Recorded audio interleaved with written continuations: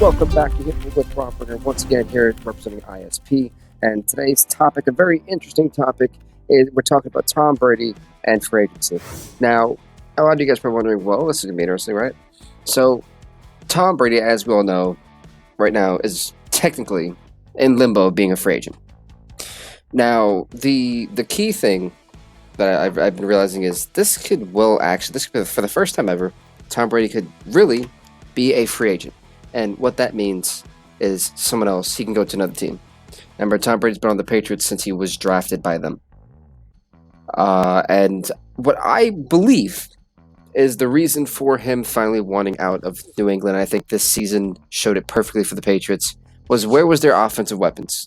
The entire time he's had Rob Gronkowski, Randy Moss, Wes Welker, etc., etc. So he's always had at least a tool. But Bill Belichick has never been one to really see out tools. If you look, Stephon Gilmore is I think one of the highest paid players on the Patriots. And when you compare it's hard to compare Brady and Gilmore to quarterback. So you can't really compare that. But even then, Tom Brady could easily be making $15 million, $17 million, $18 million. I think Derek Carr makes more than Tom Brady, actually.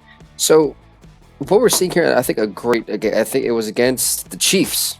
There we go. It was against the Chiefs. I remember I was at a different job, and I was watching ESPN, and a couple coworkers of mine at the time, before ex-coworkers, had looked and says, well, the Patriots need to do better. And I came up with, well, how can you do better when you have no trust? And that is a big problem as well. Is Tom Brady countless of times throughout the season tried to trust his wide receivers, and they couldn't. They dropped balls in big moments. They went to double coverage. They were not helpful. Hence, there was no trust. That's why Tom Brady sat there and looked at Amendola this entire year, throwing ridiculous amount of crazy throws that we have never seen Tom Brady throw, because he's had a great decision-making ability. And either they got picked off, or they were just incomplete. Because there was no trust. He had trust in one guy to almost do everything, which is unheard of. I'm sorry. Amendola is not a Calvin Johnson. He's not Megatron. So I don't expect him to be doming people left and right. I look at Amendola, and he is literally a great slot receiver. I would never put him at the 1 or the 2. He may be a decent number 2 receiver. Not number 1. Not number 1 starting material. And so from to be at that position for this year, and it showed that they struggled. So, I mean, again, we could chalk up trust as one. Another one is at the 8, is 40 plus now, 40 plus Brady. For Brady, who's getting old, where is his connection with this team? Where is it? Where's the connection to his coach? I'm sorry. If someone please tell me if Bill Belichick is somewhat of a human being. Bill Belichick is a businessman. The coach. The dictator, there you go. That's the word. Dictator. There is no relationship between quarterback and coach. If there was, there would have been weapons 2 seasons ago. Or as soon as Rob Gronkowski, by the way, put his retirement from the NFL, they would have sought out a primary target, a number 1 target wide receiver of caliber. So therefore, not only is there no trust, there was also there's no weapons. An offense can't perform. I don't care if you put Peyton Manning, John away. There needs to be a target. And when there is no target, it doesn't matter how great your quarterback is. It doesn't matter how great your offensive line is. You're not going to win games. Now, granted, the Patriots won 10-plus games this year, so congrats to them. But then they also got beaten by the Titans in the playoffs by a pick 6 at the end of the season. So for Tom Brady, at this stage in the game, knowing that he is soon to retire, I give him 3 or 4 more years. So with that, right, you would think, hey, let's get this guy some weapons. Let's try and get him an offense. Let's put better offensive linemen on that field. Instead, they're not doing that. They're doing everything but that. So for Tom Brady, the reality is if they don't show something, some signs of, hey, Tom, we got you, I could easily see Tom Brady going to a different team. And for New England Patriot fans, I'm sorry, but that is the reality of what's happening to you guys. And then what are you going to do if he does sign? I don't even remember who your backup quarterback is. Right now, this is not looking good for New England. But, and here's the real kicker. Going away from New England, right? If Tom Brady decides to leave, I cannot see him going to a team that doesn't have any offensive power. Remember, this is Tom Brady we're talking about, arguably one of the greatest quarterbacks of all time. So it's you know he's a contender. Here's the thing. I was listening to somebody yesterday, journalist, and they made a phenomenal point. It was almost an unarguable point. And it was, why not go to Tennessee? That's where a good portion of the Patriots staff was. They're there now. I think there's even one in Miami. They said Tennessee's a good fit. They have offensive power. You don't need to be throwing the ball left and right 40 times a game. You got Derrick Henry. Tennessee's actually a really realistic fit.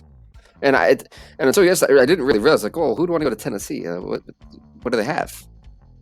They have a decent. They have I'll bet. I'll say a really good defense and a somewhat decent offense. They made it to the wild card playoffs and the divisional round with Ryan Tannehill, who, by the way, sucked at Miami and was in Tennessee this season. So, I mean, that is a really realistic fit. And if you're Ryan Tannehill, why not try to learn a year or two from Tom Brady? Try to gain to make yourself a better quarterback. Makes sense. It honestly makes sense. It's realistic. Not only do you have a coaching staff you can kind of trust because you kind of know some of those guys, you have a decent receiving core. You have a good running game. You have a good offensive line. So you have an offensively stable team and a defensively even better team. So that is one good destination for Tom Brady. On top of that, I'll bet if he really wants to stick to the Patriots, he could go to Miami. I mean, who's their quarterback? Josh Rosen, I think. Come on now. I'm definitely going to pick Tom Brady over Josh Rosen. No knock to him. I'm definitely picking Tom Brady. They have a decent offense too. Defensively, they're kind of suspect, but they have a decent offense. So it is possible that you could see Tom Brady in a Miami Dolphins jersey next year. Maybe even a Tennessee Titan one. The more realistic one, in my opinion, would be Tennessee. And the key factors, again, are the fact there is no trust this season, and it showed. The coaching to quarterback relationship, have we ever even really talked about it until now? Is there really even... There is none. And then on top of that, at this age in the game, some people say, oh, he wants to have fun. I don't really buy fun. You're in sports. Your fun is winning. Your fun is winning championships.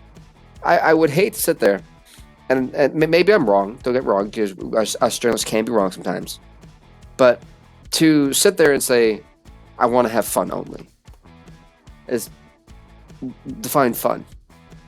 I don't know, someone like me who hates losing, and anything I do, fun is winning.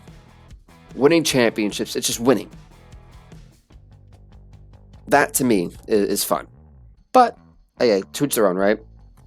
And the third one is connections. Can I connect with my staff? Can I connect with my offense?